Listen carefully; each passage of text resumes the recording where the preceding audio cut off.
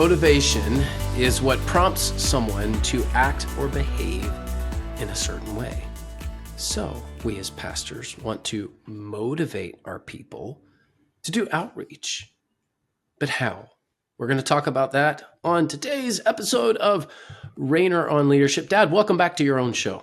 It's good to be back on my own show, and thank you for hosting my own show and telling me that you're glad I'm here at my own show. You were here long before me. You and The Voice started this Jonathan thing. Howe. He's dearly missed. God rest his soul. He's not dead yet. Oh, that's right. That's right. And I'm not dead yet. I'm still here too. Yeah. My other podcast, we have a running joke about Micah, who started with us and he's no longer with us, but he's still alive. He's just no longer on the show. So Jonathan's doing actually very well. We love Jonathan. He's just, when I say he's no longer with us, he's just not on the show anymore. But hey, I was glad to join in. I just so happened to have the same last name, so it worked out. You kept the name Rainer on Leadership. You did not call it Rainers on Leadership, so it's still singular. So the audience, the listener, can decide which person is really giving wisdom here. No, it's anticipatory. I'll be dead. Okay. So it'll go back to one Rainer. I didn't want to have to change it back and forth every time. It was plurality of leaders instead of singularity of leaders. So at some point soon, very soon, I'll be dead. And then you can be the Rainer on Leadership. And if you want to bring any of your brothers in, or maybe even better, your mother, on occasion, it can be Rainer on Leadership, plural, but it'll still be singular in the title. All right. Well, we'll cross that bridge when we get there. Hopefully it's not for a while. You have to motivate your church to do outreach. That's what we're going to be talking about on this show, but we certainly want to thank our sponsor first. California Baptist University has a new program. It is a program in organizational leadership. And this is so needed in institutions. It's needed in the church. As I have a PhD in leadership, I love the concept of organizational leadership. It's not taught a whole lot, but it needs to be, because this is one of the biggest gaps in church life. Absolutely. And if this interests you, you should definitely go check them out. Their website's calbaptist.edu. Again, calbaptist.edu. We'll put a link in the show notes as well. But it's an online program. It's designed with people who work in mind. So you can, if you have a job, you can do this. You don't have to be on campus, although their campus is phenomenally beautiful. If you're in the area, you should definitely attend there. But if you can't go to Riverside, California, then this is an online program as well. I am a big fan of it. I'm glad they're doing this. Go to calbaptist.edu to learn more about this new program in organizational leadership. Hey, before we get started talking about how to motivate church members to do more outreach, let's do a little bit of definition.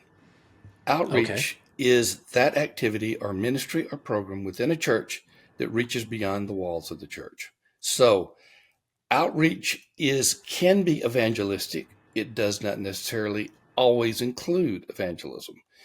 Outreach can be some type of ministry within the community that does not have necessarily a gospel presentation attached to it. You know my bias. I like outreach that has an evangelistic influence to it, but I know that sometimes it does not have to be. So when somebody says, what is outreach? It's reaching beyond the walls of the church. You have ministries to your own people. You visit the hospital. You have pastoral care. You have teaching. You have worship services. That's for the people.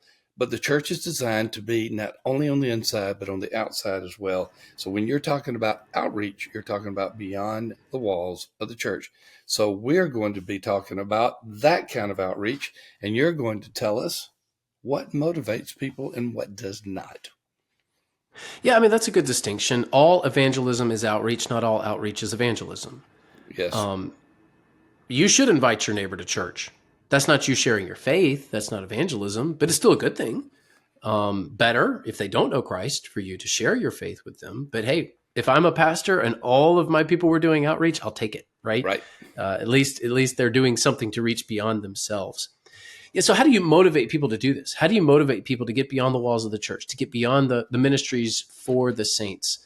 And it's I think it's one of the great conundrums of the American church. We don't do outreach well at all. A lot of churches, more churches than not, are very inwardly.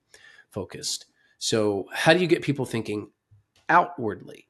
Well, let's just start with the negative and then we'll move to the more positive. Guilt is a terrible motivator. Guilt works for a very short time.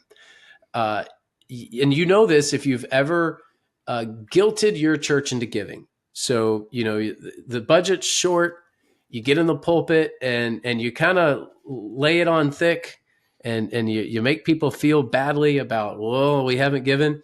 That week and the next week, offerings up, makes you feel pretty good. And then things, they settle right back to where they were. So guilt as a motivator usually only works in the very short term, and then people fall back into their same old patterns. So putting a guilt trip on people, and I know like no pastor intends to do that, right? You'd be a Some pretty do, awful some person. do. You'd I be a know. pretty awful person if you're like, I'm going to motivate with guilt. Yeah, some do. Maybe some do, but I think most people don't intend to do that. But I just wanted to point that out, that if you think that because people feel badly about something that they're going to somehow shape up, they tend not to. They might do it for a very short term and then they get back into the regular patterns. So I will say this though, once you build a culture of outreach, it's very contagious. Now getting to that point is difficult, but once there is an expectation of inviting people to church, once your people are talking about who are you inviting, or is this your friend? Did you invite them to church?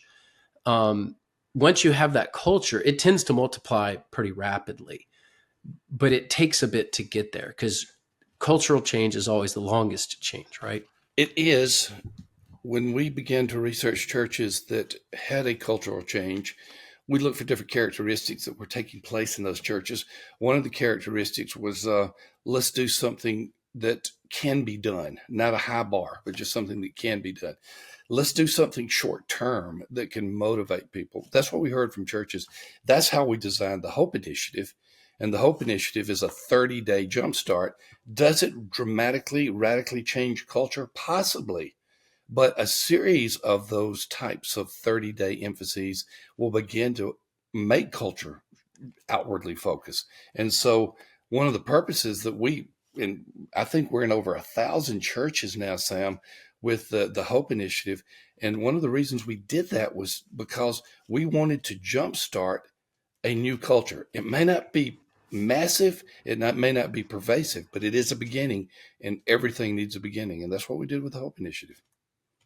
Hope Initiative is a great program. You could even argue that it's a system. And once you systematize something, it does help build a culture. So you get people in a regular rhythm, in a regular pattern. You have accountability, you have follow up. I know not everyone thinks about or even likes building systems. And certainly you can over systematize a church too. You could over organize anything.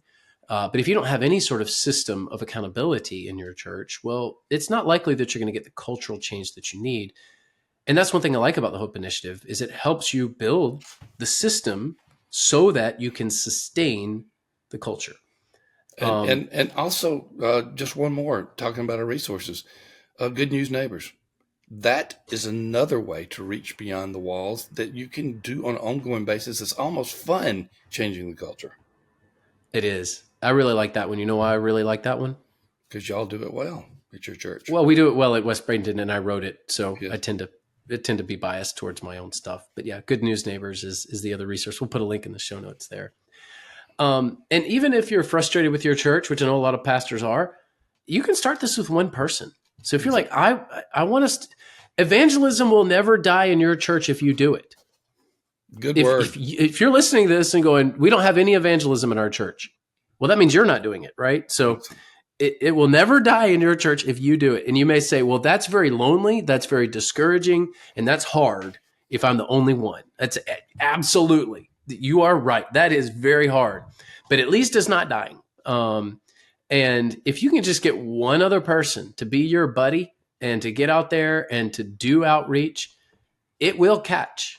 It may take a while. It doesn't mean it'll be easy, but the inspiration of one person can motivate several people. So let me just encourage you, even if you're like, man, I got one or two people. That's it. I got one or two. You know what? That's a good start. And I'll take that start. We're in a season right now where we are doing in-person growth consultations. We're doing a series of them in Franklin, Tennessee, where I live, Bradenton, Florida, where you live and where I am some of the time. And one of the things that we've learned in those consultations is that most of the churches that are coming to this and saying we need a growth plan, and we're giving them a 2-year growth plan, they have nothing now. And it's hard to reach beyond the walls if you're not reaching beyond the walls. And that sounds redundant and oversimplified. But many churches are not growing because they're not trying to grow. Many churches aren't reaching because they're not trying to reach. It is there's some basic things here. If you do this, you cannot automate God, but you know that God is going to bless your obedience to the Great Commission. Many churches aren't doing it, and they're wondering why we're growing. Yeah, I mean, a lot of what God puts in the Bible when it comes to outreach is if then, right? So, the Great Commission is, if you do this, then here's what you can expect. Now, does everything happen on your terms and your timeline? No, of course not. But if you're not doing outreach, if you're not doing evangelism, well, then you shouldn't expect anything to happen in your church. So God has laid out the pathway. How does my church grow? How do I get more people involved? Well, you've got to do the work of the Great Commission. And let me just tell you a story. So I think stories can convict people to act. I think positive stories can encourage the church. I try to tell a lot of these when I have permission and when I think it's appropriate. I try to tell these stories. And stories, particularly the stories of your own people, are what can inspire a lot of others, around you. I had a guy that called me.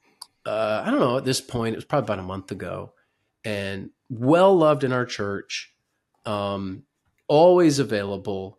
If I called him right now and said, "Hey, man, I need you at my house. I got something going on," he'd be here in 10 minutes. Um, so this is somebody who I love in my church. Give me more members like him. Mm-hmm. Well, he called me, like I said, about a month ago, and he said, "Sam, I could tell in his voice like something was off, something was wrong." And he's like, "I'm really struggling." And I said, "Okay, well, what's happening?" And he said, "My best friend's dying, and I knew this day would come. It's been a long time coming, and the Holy Spirit is telling me I need to go share Christ with him." Wow. And I was like, "Well, we'll go do that." He goes, "I've never done it before. Wow. I've never shared my faith with somebody." And he goes, "Can you tell me how to do that?" And I was like, "Yeah, of course." And I did. And he knew. It's not like he didn't know. He just needed his pastor to kind of confirm, like, "Okay, here's what you do." And I offered to go. And he said, "No, you don't need to go. You don't need to come out." He goes, "This is something I need to do." And so he went and he very clearly shared the gospel, walked his friend through all of this. And as his friend was dying, he said, "Hey, I actually have accepted Christ, but I'm so glad that you are doing this." And it was a reminder. And in this case, the guy knew Jesus. And because this friend of mine was not as outwardly focused as he needs to be, he didn't quite pick up on that. But it was very encouraging to him to know that, my friend's going to be in heaven. And how I know that. I Mm-hmm. can rest in that. There are stories like that all over your church where people who feel very inadequate and probably aren't trained the way that they need to be trained are still being obedient, and God is doing stuff. Now, some will accept Christ. Sometimes you're going to get confirmations. Sometimes you're going to have these ups and downs. You're going to be tested. You're going to experience trials. But all of those stories are very positive and encouraging stories. And when you can, you should share those stories with people, because when the person who's like, "You know what, I've never done this before. I've never done this before, but I did it. God gave me the strength." Miss Margaret. You know the story of Miss Margaret, I know one the of our story of favorite this. people. Never been on a mission trip. She had never gone on a mission trip. She's in her 80s, and this dear saint had done everything in the church. She is like, the perfect church member. And she felt convicted. She's like, "I've never gone on a cross cultural mission trip, and I need to do this." And here she is, if there's ever a reason to say, you know what, you probably shouldn't go, she had some health issues. She's elderly. If ever there was a reason to back out, she had some reasons, some good reasons, but she said, nope, I'm not backing out. God is telling me to do this, and I'm going to go. And now she has been on 2 or 3 mission trips now, maybe more. And she just recently turned 87 years old. I think I got Amazing. that. I think I got her birthday right. So Amazing lady. tell these stories. You have them in your church. Encourage people with these stories. This is how you motivate people. We can give you stats all day long on this show, and we do because I think they're helpful. But what's going to get people moving in your church is being inspired by the people around them. And remember what Jesus said. They're all kind of great commissions. Many times we think that Acts 1:8 and Matthew 28 are the great commissions. There's some others. I want to read one from Luke 2. You know this one, Sam. Jesus is talking to his followers, and he says these words, Luke 10, verse 2. The harvest is great, but the workers are few. Listen to that. So pray to the Lord who's in charge of the harvest. Ask him to send what? More workers into the field. More people doing outreach. And then he says these 2 words. Now go. Now go. We often leave that part off. Yes. Now go. Now go, which is the Now Go Network is the name of our nonprofit. And you go to nowgonetwork.org and you can find out how we're helping support churches that maybe can't afford to do these things. But the key is there's plenty of people there to be reached. We need people to go into those fields and reach them. Yep. And motivation is also a top-down effort. If you don't have evangelistic church leaders, you often don't have an evangelistic church. If you don't have an evangelistic lead pastor or an outreach-focused lead pastor, often you don't have an outreach-focused church. And so, where does culture begin? Well, I'm a big bottom-up kind of guy. I think that, there's a lot of, just from the people at ground level, I think there's a lot that happens in organizations and churches and businesses. So I'm a big fan of bottom-up kind of efforts. But in all reality, where are you going to find that motivation? Well, if you're looking to the leader and the leader is actually following through, leading, what he says is what he does, and vice versa, it tends to filter down. We had that happen with fostering and adoption in our church. We had our church staff that just started fostering kids. And next thing you know, we've got a lot of church members that are now doing it. It was kind of a top-down sort of effort. The church saw it. They began to understand it. Sometimes people just have to see it to understand it. And you can sit there and explain and explain and explain and explain, and they still don't get it. You're like, how many times am I going to have to tell you this? Well, maybe if you showed them, they might grasp it. Hey, you should adopt kids. You should foster kids. And everyone's going to say, yeah. And then they see it, and they see your kid. And then they go, that's what I want. That's what I need to do. Now I understand. So a lot of times motivation is that top-down effort from church leaders. If you want your church to do something, then you should be doing it too.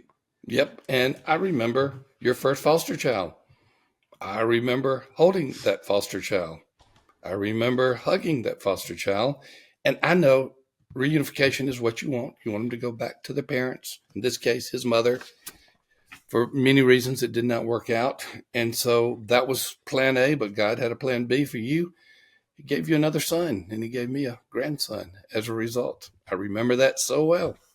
Yeah, Dominic's doing great. And it's been a big blessing to my family. He is a blessing. You can also, and this is what Good News Neighbors is about, by the way. So that link is in the show notes. It's a resource that we have that helps put tangible reminders of gifts in the hands of your people so that they can go give that gift to their neighbor and invite them to church. Right. So how do you spur motivation?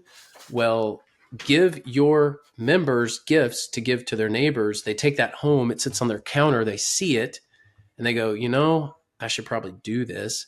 And it's one thing just to hear it in church and go, yeah, okay. And then you kind of forget by the time you get home, but you don't forget if you've got that gift that you're supposed to go give somebody. And you may say, well, what does that look like? How do you do it? We've got a whole resource around that. It's called Good News Neighbors. It is a great one. It's one of our more popular ones too, because it is something that any church member can do. Most of them won't even hesitate to do it because they're giving away something. And then lastly, the Holy Spirit and prayer are the best motivators of all. If you're not praying, why would you expect God to do anything in your church? Big movements are often preceded by prayer, and prayer should be the foundation of every ministry in the church. So, I know that that's more the spiritual side of things, and we tend to focus more on the practical side of things. And if you're listening and you're new, just so you know that we do have a theology, we do have a spiritual side to us. Just for the sake of time, we tend to focus really on the practical stuff.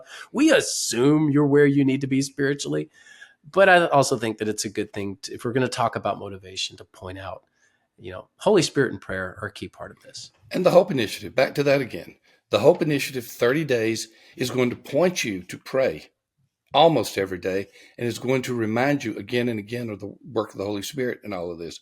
So the reason we have Pray and Go is to get your church outward focused, but to do so with the foundation of prayer and an understanding that it's the work of the Holy Spirit. It's not human-centered. So these are good, Sam. I like this outward focus, and I particularly like the outward focus that is evangelistic. Hey, as you are getting ready to fall programming, when you're getting ready for people to reach out into the community, one of the best ways to do that is through Upward Sports. You're looking for a way to reach the community, use sports as a bridge into your community. Upward Sports is the world's largest Christian youth sports organization. They can come alongside your church and they can get you a sports program that will get into the community. You can see families come into your church, whether you have a parking lot, a gymnasium, or just a field somewhere, they can do this for you. So when you partner with Upward Sports, you get a prayer package, you choose a sport you want, you could get devotions, coach resources, gospel materials. It has everything you need. It's a complete package. And here's the good news. You could get a $500 grant. They're not going to have those much longer. A $500 grant to use in your Upward Sports. Now, start planning now for the winter. I know it's July. If you're listening to this right now, it's July. Start planning now for the winter because it'll be just around the corner and you need to be reaching out into your community. They will help you. Look in the show notes and you can go to Upward Sports /Church Answers. And not only can you get information about Upward, but this will secure your $500 grant. Thank you for being a part of this ministry called Rainer on Leadership. Thank you for listening on the podcast. Thank you for watching on YouTube. Thank you for being a part of the Church Answers family. We don't take you for granted, and we'll always be ready for you, and we'll see you in the next episode.